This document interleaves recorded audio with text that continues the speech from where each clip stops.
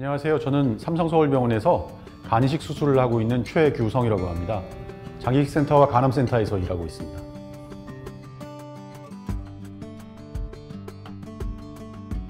네, 일반적으로 기증자 수술을 하고 나서 환자들은 한 열흘 정도 되면 퇴원을 하거든요. 5일에서 열흘 사이에 퇴원을 하게 되는데, 그리고 2주 뒤에 병원에 오게 됩니다. 그때 시행한 간기능 검사를 보면 보통 수술하기 전 기능과 똑같습니다. 그러니까 보통 수술하고 3주 정도가 지나게 되면 혈청학적 검사에서 보이는 검사 기능은 100% 돌아와 있습니다. 하지만 환자가 느끼는 불편감도 조금 남아있고, 형태학적으로는 여전히 큰 간을 잘라냈기 때문에 간이 다 자라있지는 않습니다. 하지만 그 시기부터 2주 정도 뒤에 CT를 찍어보게 되면 이미 간은 원래 간의 90%에서 95% 정도 자라 있습니다. 결론부터 말씀드리면 기능적으로는 약 3주 정도 되게 되면 회복되고, 형태학적으로는 4주에서 5주 정도 되게 되면 간의 크기는 원래 크기의 90에서 95% 정도 자라게 됩니다.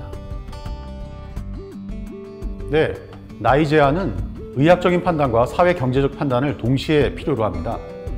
예를 들어 설명드리면 초고령 사회인 일본의 경우는 상한선의 나이가 70세에 육박하고 있습니다. 사회 구성원 자체가 이미 한참 고령 사회로 바뀌어 있기 때문에 젊은 사람이 없습니다. 결국 수혜자도 기증자도 모두 다 고령인 사회가 될 수밖에 없죠. 초고령화 사회인 대한민국에선 현재 약 65세 정도를 기준으로 하고 있고요. 또 많이 궁금해하시는 것 중에 하나는 기증을 할 수 있는 최저 연령에 대해서 궁금해하는데요. 이것은 여러 가지 논쟁이 있지만 사회적인 판단 능력을 가지고 있어야 되고, 의학적으로 본인의 몸에 생길 수 있는 여러 가지를 적절하게 판단할 수 있는 사회 경제적인 책임을 질 수 있는 나이를 기준으로 하고 있기 때문에 대한민국에서 법적으로는 현재 16세를 기준으로 하고 있고, 미국 같은 경우에는 성인 연령이 18세 혹은 주에 따라서는 20세를 기준으로 하는 주도 있습니다. 네, 복강경 간 기증자 수술을 하게 되면 몸에 한 5개 정도의 구멍이 뚫립니다. 크게는 한 2cm, 작게는 1cm 정도의 구멍이 뚫리게 되고요. 이 구멍들은 다 크게 보이지 않는 상처로 잘 봉합해 드립니다. 하지만 간을 결국 적출해야 되는데요. 크게는 약 1kg, 작게는 200~300g 정도 되는 이식편을 저희가 꺼내야 하는데, 그 간을 꺼낼 때는 눈에 보이지 않는 자리로 열어드리죠. 그래서 흔히 말하는 제왕절개를 하는 팬티라인 아래쪽의 상처를 열어서 그쪽으로 간을 꺼내게 되는데요. 육안적으로는 잘 보이지가 않게 됩니다. 근데 이 상처 때문에 가끔 출산하는데 문제가 있냐고 걱정하시는 분들이 있는데, 자연분만이나 제왕절개 모두 다 아무런 문제가 되지 않습니다. 네, 통상적으로는 수결이 가능한 혈액형 안에서 고전적으로 간이식을 해왔습니다. 쉽게 말씀드리면 O형인 기증자는 누구에게나 줄 수 있고, AB형인 수혜자는 모든 혈액형의 기증자로부터 받을 수 있는 게 통상적인 고전적인 간이식입니다. 여전히 뇌사장 간이식에서는 이 기준이 유효하고요.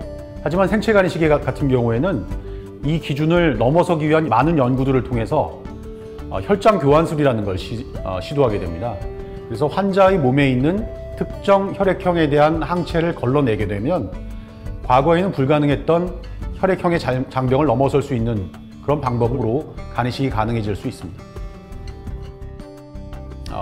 일단 기증자가 충분히 건강하다고 확신이 들고, 두 번째는 의학적으로 남는 간이 충분하고, 그리고 기증하는 간도 수혜자한테 받는 쪽이 충분하다고 판단이 될 때 수술은 진행되게 되고요. 수술은 통상 저희 병원 같은 경우에 정규 시간이 8시에 환자가 수술방에 가게 되면 9시 정도에 마취와 수술 준비가 끝나게 되고, 9시에 수술이 시작이 되면 보통 12시 이전에 간 적출술은 끝나게 됩니다. 그 이후에 정리 시간이 한 30분 정도 있게 되고, 결국 환자는 1시 정도가 되면 회복실로 가게 되고, 병실로 갈 때는 한 2시 정도가 되면 병실로 가는 코스로 진행이 됩니다. 과거에는 길게 보면 오후 4시, 6시 이렇게까지 진행되는 경우도 있었는데요. 수술이 표준화되다 보니까 여러 가지 경험이 많이 쌓여서 지금은 특별한 문제가 없는 경우면 말씀드린 그 정도의 시간 이내에 모든 수술은 다 이루어질 수 있습니다. 일단 첫 번째는 이 사람이 건강한가에 대한 검사를 하는 거죠. 우리가 보통 말하는 건강검진과 유사한 검사인데요. 건강하고 특별한 지병이 없다면 누구나 가능한 기증자가 될 수 있습니다. 하지만 또 더 중요한 건 기증하는 간과 남는 간의 비율이 중요한 건데요. 통상적으로 간 절제술을 봤을 때는 우리가 최대한 도전적으로 간을 자를 때는 남는 간을 20%에서 25% 정도까지 볼 수는 있습니다. 하지만 기증자의 안전을 위해서는 삼성서울병원 같은 경우에는 30% 정도의 남는 간이 있는 경우를 적합한 기증자로 보고요. 이 두 가지 조건이 만족된다면 기증수술은 진행이 가능합니다.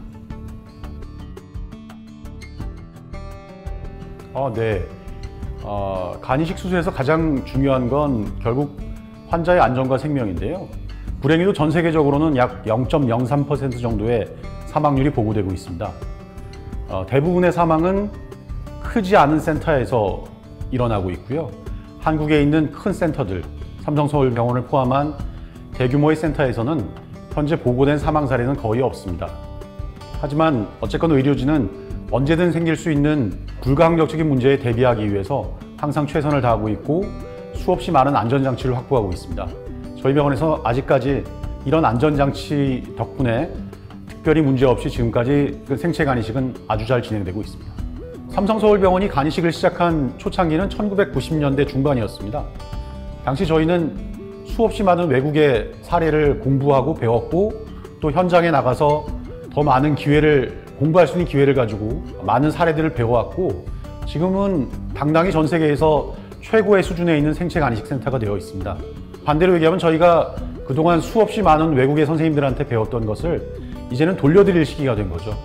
그러니까 저희 센터를 찾아주신 외국의 수많은 환자들은 반대로 얘기하면 저희의 수많은 선생님들의 한편의 가족이라고 생각합니다. 그분들에게 새 생명을 돌려드리는 일에 저희는 국가와 민족과 인종을 가리지 않고 언제나 최선을 다하겠습니다. 감사합니다.